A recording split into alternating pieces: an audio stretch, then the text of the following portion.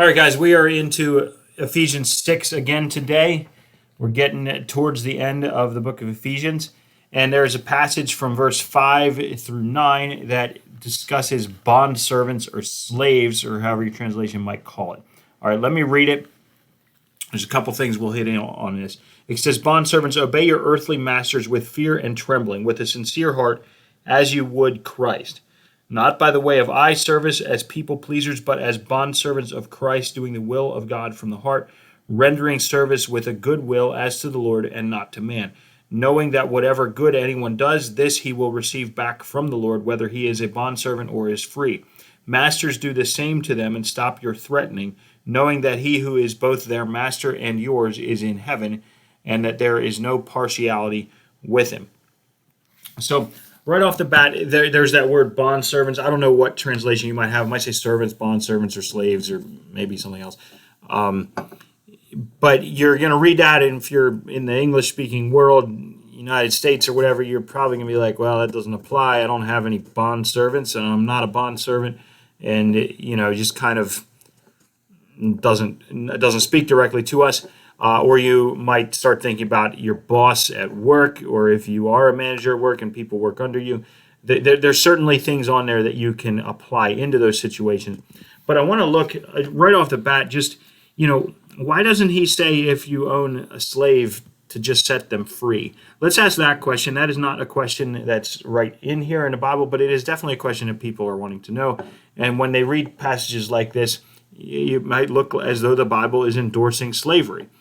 A lot of people historically, just for thousands of years all over the world, took it that way. The Bible doesn't say slavery is wrong. It says how to have slaves right and how to be a slave right. It doesn't say set them free. Okay, so what does it mean for us and all of this? I think these are important questions to deal with. All right, so off the bat, not all slavery historically and who Paul would have been writing to is the same necessarily as what you think of when you think of American slavery. First of all, it was not race-based. That was kind of certainly a lot of slavery historically has been race-based. But when he's writing to the church in Ephesus, it wasn't as though they only enslaved black people or only enslaved this or that kind of person. Slavery was quite different there than it necessarily was here in, say, the American South 200 years ago. One difference is a lot of people would willingly sell themselves into slavery. It was very common. It was a way, if you could not take care of your needs and your family's needs, you would find somebody wealthy and you would offer yourself to them as a slave, and you would say, hey, you feed me and you feed my family and you give us a roof over our head, and I'll be your slave, and you call me and I'll do whatever you need. And that was just a commonplace way of doing things. It wasn't necessarily oppressive. It was something that people would choose because they said, hey, the way this world works, I can't meet my needs. This guy can. I'll go work for him. It wasn't like what you might think of when you think of slavery, although I assume there would have been some pretty nasty slave owners, and there would have been probably some pretty nasty slaves, and then there would be some good ones and whatever else. And sometimes there were arrangements where you would be a slave for a certain number of years and then you would go free or whatever. There's a lot of different nuance to that, and so you don't read that and just think about cotton plantations or something. There's a lot of different things that would have gone along with this. Okay, now with that put aside, let's look at what it says and what we can learn from this. All right, bondservants, obey your earthly masters with fear and trembling, with a sincere heart, as you would Christ. Okay, with fear and trembling, not because they own you and they're going to whip and beat you, but as though you are obeying Christ, and you obey Christ with fear and trembling, right? That's worth pausing on for a minute. Do you obey Christ with fear and trembling, or do you obey Christ without fear and trembling? Because according to Scripture, you're supposed to with fear and trembling because He's at work in you. Okay, so just note that. What kind of relationship with God do you have? Somewhere in it, yes, there's love, and perfect love casts out fear and all that. Yes, He forgives your sin. Yes, you can come boldly to the throne of grace. Yes, to all of these, and He is also at work in you, and He is God. And so there is a degree of fear and trembling that absolutely needs to be incorporated into your understanding of God and your life with Him. All right. With a sincere heart, as you would Christ, not by the way of eye service as people pleasers, but as bondservants of Christ, doing the will of God from the heart. All right. So another way of asking this is, do you think of yourself as a bondservant or a slave of Christ? Or do you think of yourself as someone who just kind of lives your life and does whatever you want, and you go to church and you believe certain things about Jesus, and maybe you tithe, and maybe you serve in church, and maybe you do your best to be a good Christian? But do you think of yourself as a slave of Christ, or do you think of somebody of yourself as kind of an employee of Christ who chooses to work for Him, and you could choose not to?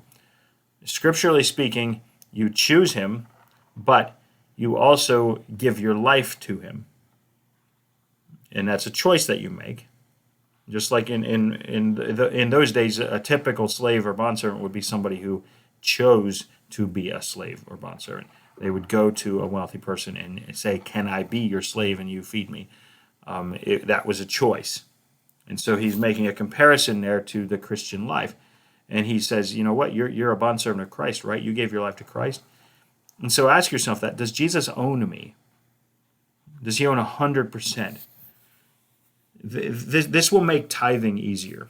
This will make family devotions time easier. This will make reading your Bible and prayer easier. This will make going to church easier. This will make everything that you're supposed to do as a Christian easier if you understand that Jesus owns you.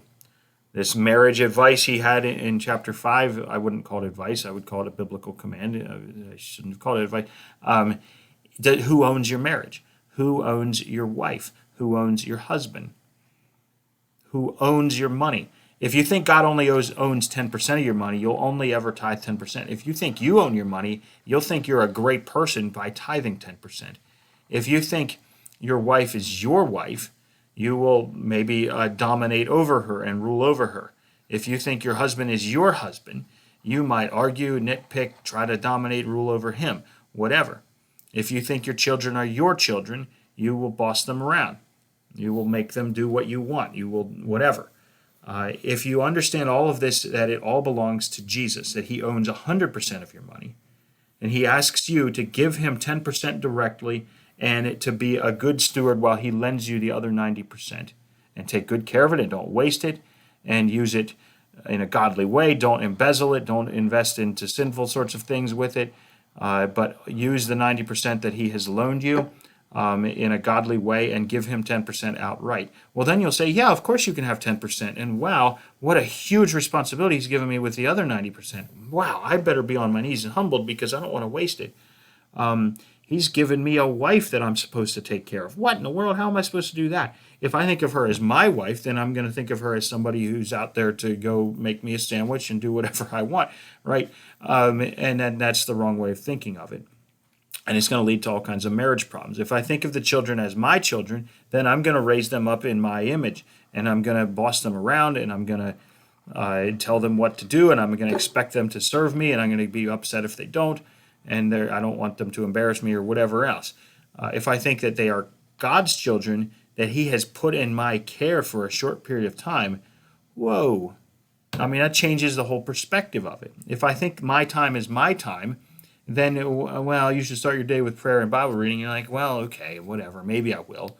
Maybe I won't. And how many times do you hear yourself say, oh, I didn't read my Bible today. I was too busy. I ran out of time. I forgot to. Well, if you were a slave of Christ and He owned you, you wouldn't forget to. You would say, He owns every minute of my day. And He owns it. I didn't forget to. I didn't run out of time. I didn't get too busy. What if some slave was told to go, hey, do this, this, and this today, and got to the end of the day, he's like, I forgot to. I was too busy. I was doing all the other stuff that I wanted to do. Well, that's not a slave. That's an independent contractor who probably lost his job because that person is not you're a slave. Okay, so you're doing this as to the Lord. But doing the will of God from the heart, rendering service with goodwill as to the Lord and not to man. This is way easier. Let's say you have a job. You're not a slave. You just have a job. You work for somebody, and they're your boss. If you think of that job as a stewardship that God has given you, and you're working for the Lord, and He's told you to, hey, go work here for now. And when I say He's told you to, I don't mean like you had a vision or you heard a voice. I mean the Bible tells you to get a job all over the place. It tells you to work hard, and it says to work hard in a way that pleases the Lord. And so He tells you to go to work. Where you choose to work, I believe, in generally speaking, is up to you. As long as you're not working in a sinful place or something like that. Okay, so you go to work, you're working for the Lord. Your boss might be mean. Your boss might be absent. He might be kind of irresponsible. Your boss might just not do a good job. Hey, whatever. You're working for Jesus. You do the best you can. Your boss yells at you because he didn't like what you did. Well, you were working for Jesus. Jesus has grace and He forgives you. Now do the best job you can. If there is some mistake you've made, fix it and move ahead. All right. Knowing that whatever good anyone does, this he will receive back from the Lord, whether he is a bondservant or is free. Masters, do the same to them. Stop your threatening. Okay. There's an incredible promise here, and this is where I'll wrap it up. There's rewards that the Bible always talks about. Jesus talks about it. Paul talks about it here, all through it. There is a reward in heaven. There are rewards in heaven, and they will be really, really good. The streets are made of gold. So if that's pavement, imagine what the blessings are. Imagine what the rewards are. Pavement is cheap, gravelly sorts of stuff. That's gold. So Jesus says that your reward in heaven is going to be very great. He says, store up treasures in heaven. Moth won't destroy it. Nobody can steal it. Rust, nothing's going to get to it. There's going to be treasures in heaven, rewards. So people will say, oh, I don't want to, act like I'm only in it for the reward and I should do it just because it's the right thing, just because it pleases Jesus. Yeah, of course you should. But if He says there's a reward and He promises it, you should take His promise seriously and you should think of it. Because if your boss said, hey, I'll pay you a certain number of dollars an hour or a certain salary, you wouldn't say, oh, no, I don't want to do it for the money. You would say, yeah, okay, that's an important part of my job. It's a powerful motivator for me. Don't forget it and don't dismiss it. If Jesus has a blessing, I want it, right? Don't you? It would be pretty ridiculous to tell Jesus, no, I don't want anything from you. No, the paycheck I earn in this world is more valuable to me than the eternal one.